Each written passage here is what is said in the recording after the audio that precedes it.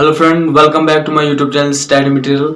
Friend, तो आज हम स्टार्ट करने वाले हैं moments about the mean in the normal distribution. ठीक है, नॉर्मल डिस्ट्रीब्यूशन के अंदर आज हम करने वाले हैं मूवमेंट अबाउट द मीन। ठीक है, पहले वाली वीडियो में हमने किया था मीन ऑफ नॉर्मल डिस्ट्रीब्यूशन कर लिया हमने, मोड ऑफ नॉर्मल डिस्ट्रीब्यूशन कर लिया हमने।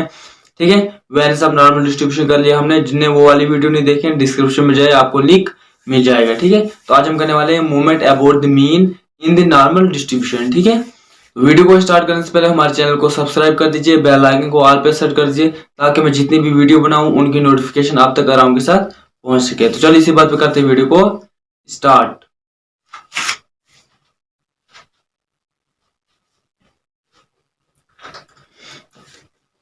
ठीक है, तो ये रहा हमारे पास आज का टॉपिक, जिसका नाम है movement of the mean in a normal distribution. मतलब मूवमेंट ऑफ मीन निकाले हैं किसके अंदर, नॉर्मल डिस्ट्रीब्यूशन के अंदर। ठीक है, पहले वाले पार्ट्स में हमने ऑड मूवमेंट्स निकाले और दूसरे वाले पार्ट्स में हमने इवन मूवमेंट्स निकाले वाले हैं। ठीक है, पहला पार्ट करेंगे हम, जिसमें हमारे पास ये बताता है कि all the odd movements about the mean. ठीक है, क्या करना है हमने, जितने भी ऑड मूवमेंट्स मीन के हैं वो सारे हमने प्रूफ करने हैं आज इस पूरे वीडियो में। तो इसमें सबसे पहले हमारे पास पता होना चाहिए कि नॉर्मल डिस्ट्रीब्यूशन की डेफिनेशन क्या होती है।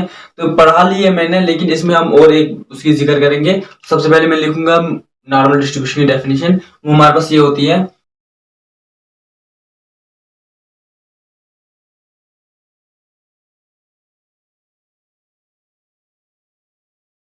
ठीक है, ये हमारे पास क्या होती है, नॉर्मल डिस्ट्रीब्यूशन की डेफिनेशन। मीन की डेफिनेशन हमारे पास ये होती है कि ई ऑफ एक्स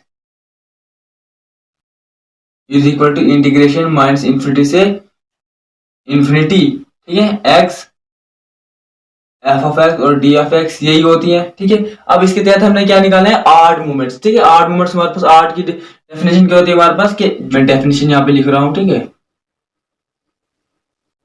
तो आर्ड मूवमेंट्स की डेफिनेशन हमारे पास ये बनी, 2k+1 या 2n+1 भी लिख सकते हैं, या 2n। अगर a1 लिखना होता सीधा सिर्फ न्यू ऑफ 2k, जितना +1 हमें नहीं लाना, क्योंकि यहाँ पे देखो k की वैल्यू 1 से लेकर इन्फिनिटी तक ले जाओ।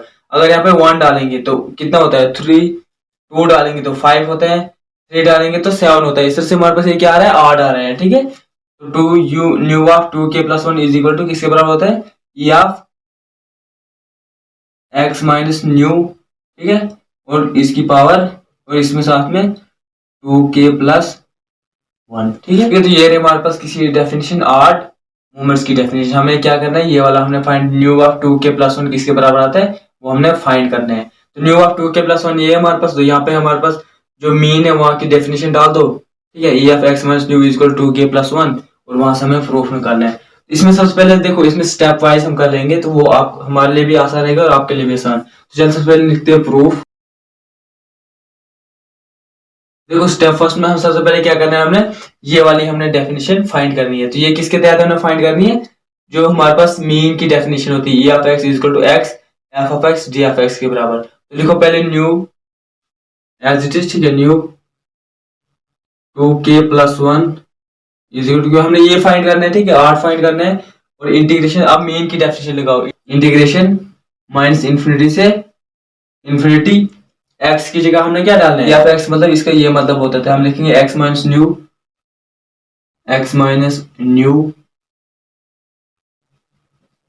2k+1। ठीक है, इंटू f ऑफ x। तो f ऑफ x की डेफिनेशन हमारे पास क्या है, ये वाली। तो दिखा दो इधर, इसमें 1/√2 sigma square into e⁻−1/2 x minus nu divide by sigma का होल स्क्वायर, और साथ में डी ऑफ एक्स। ठीक है, यहां तक कोई दिक्कत?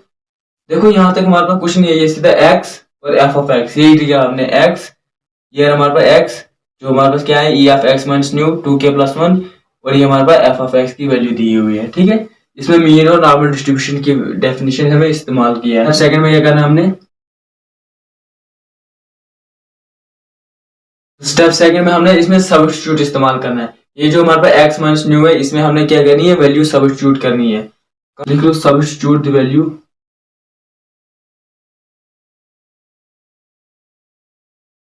ठीक है, अब क्या करना है हमने, सब्स्टिट्यूट वैल्यू यहाँ से अपनी मर्जी से लेंगे हम, इसके बराबर लेंगे, x माइनस न्यू को हम u के बराबर ले लेते हैं। लिखो u is equal to x minus mu, ठीक है। ये अपनी मर्जी से लेना, आप कुछ और भी वैल्यू ले सकते हो, ये नहीं जरूरी कि जो मैं ले रहा हूँ वही आप लोगे। यहाँ पे आप कोई दूसरी वैल्यू ले सकते हो, ठीक है। यहाँ से इस इक्वेशन की डिफरेंशिएट कर दो, ये क्या बन जाएगी हमारे पास, d u upon d x is equal to x के रेस्पेक्ट में करेंगे तो इसकी 1 हो जाएगी, और ये माइनस यू, ये कांस्टेंट हो जाएगा हमारे पास, ठीक है, 0 हो जाएगी। यहाँ से हमारे पास क्या निकलेगी value, d u is equal to d of x, ठीक है। ये वैल्यू हमारे पास निकलेगी क्योंकि डी ऑफ एक्स यहाँ पे 1 के साथ मल्टीप्लाई हो जाएगी। अब ये वाली वैल्यू जो हमने सब्स्टिट्यूट करनी है इसमें कर दो, यहाँ से आप क्या कर दो, यहाँ से ये वाली वैल्यू डाल दो इधर, ये बन जाएगा u mu 2k plus 1 is equal to as it is minus infinity से इंफिनिटी। यहाँ से देखो x माइनस यू न्यू की जगह हमने वैल्यू क्या डालनी है, u डालनी है, u 2k प्लस 1, ठीक है। यहाँ से इंटू यहाँ पे आ जाएगा e raise to minus 1/2, x minus mu की जगह हमने u डालना है, u डिवाइड बाई सिग्मा का whole square into d of x की जगह हमने क्या डालना है, डी ऑफ यू, ठीक है। यहां तक हमारे पास कोई भी प्रॉब्लम नहीं आई, ठीक है। ये तो कोई सिंपल से हमारे पास यहाँ पे कैलकुलेट किया और यहाँ पे आंसर आ गया। स्टेप 3 पे जाना है तो लिखो स्टेप 3,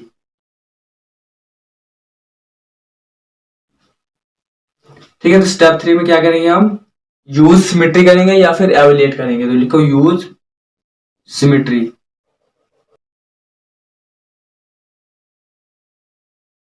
ठीक है। क्या करना है अब हमने, यहां से देखो कुछ नहीं करना है, ये हमारे पास वैल्यू आ रही है, लिखेंगे माइनस इंफिनिटी से इंफिनिटी, ये वाली वैल्यू, ठीक है। ये किसके बराबर आ रही है, 0 के बराबर आ रही है। क्यों, मैं बताऊंगा क्यों 0 के बराबर आ रही है।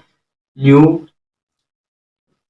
2k प्लस 1 इंटू, ये देखो ये किसके बराबर आ रही है, 1/2 pi sigma square into e raise to minus 1/2 u divide by sigma का whole square d of u, ये इसके बराबर आ रही है। तो लेकिन यहाँ पे x माइनस न्यू था तो एफ ऑफ एक्स के बराबर, यहाँ पे न्यू स्क्वायर अपॉन सिग्मा, तो ये किसके बराबर आएगी, एफ ऑफ यू के बराबर। तो लिखो एफ ऑफ यू और साथ में d of u is equal to, ये किसके बराबर आ रही है, ये देखो ये हमारे पास सिंपल है कि हमारे पास ये जो हमारे पास कौन सी मीन की वैल्यू निकली थी, वहां से हमारे पास क्या आई थी, माइनस इंफिनिटी से infinity x f of x के बराबर आया था, साथ में डी ऑफ एक्स था वो किसके बराबर आया था, 0 के बराबर, ठीक है। तो ये वाली वैल्यू हमने इधर कैलकुलेट करनी है, तो लिख लो,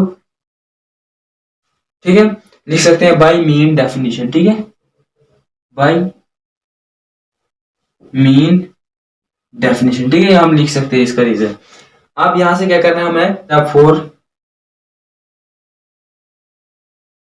स्टेप 4 में मतलब ये वाली वैल्यू हमने सब्स्टिट्यूट करनी है, इसको इक्वेशन नंबर देते हैं सेकंड, इसको देते हैं इक्वेशन नंबर फर्स्ट, ठीक है। इसको देते हैं इक्वेशन नंबर 3, लिखो substitute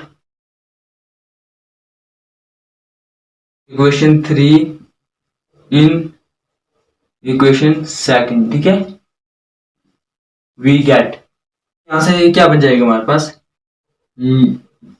new of 2k plus 1 is equal to, ये सारे किसके बराबर आया, 0 के बराबर आया, यही हमारा फाइंड करना था। यहाँ पे लिख सकते हैं where k is equal to, मतलब real number 1 2 3 4 dot dot dot आगे इंफिनिटी तक हो सकते हैं k की वैल्यू, ठीक है। यहाँ से हमारे पास ये निकल गई हमारे पास 8 की वैल्यू, ये हमने फाइंड करना था, मतलब यही फाइंड करना था, न्यू ऑफ 2k प्लस 1 किसके बराबर आ रही थी वैल्यू, ये हमारे पास किसके बराबर आ रही है, 0 के बराबर। तो यहाँ से हमारे पास ये पता चल रहा है कि हमारे पास जितने भी 8 की वैल्यू है वो सारी 0 आती है। जैसे फॉर एग्जाम्पल कैसे, अब देखो यहाँ पे हम लिखेंगे वियर व्हेन, जब निकालेंगे when k is equal to 1, ठीक है, पहले ही निकालेंगे 8 हमारे पास, तो यहाँ से क्या निकल जाएगा हमारे पास, nu of 2 into 1 plus 1 is equal to nu 3 is equal to 0। ये तो आर टी 0 के बराबर अगर है ही, आगे है ही नहीं कुछ वैल्यू। अब यहां से फिर when k is equal to 2, अब नेचुरल नंबर हमारे पास, तो यहां से क्या बन जाएगा, mu of 2 into 2 plus 1 is equal to mu of 5, 2 to the 4 plus 1 कितना होता है 5, न्यू ऑफ 5 ये भी किसके बराबर आ रहा है, 0 के बराबर आ रहा है, मतलब जितने भी वैल्यू आ रही है वो सारे न्यू के बराबर 0 के बराबर आ रही है। When k is equal to 3, mu of 2 into 3 plus 1 is equal to mu of 7, ये भी किसके बराबर आ रहा है 0 के बराबर, मतलब इस तरह से फिर न्यू 9 ये भी किसके बराबर आ रहा है 0 के। यहाँ से हमारे पास ये पता चलता है कि हमारे पास जितने भी आर्ट्स की वैल्यू है वो सारे हमारे पास किसके बराबर आ रही है 0 के बराबर आ रहे हैं, ठीक है। यहाँ से हम ये लिख सकते हैं therefore all the art movements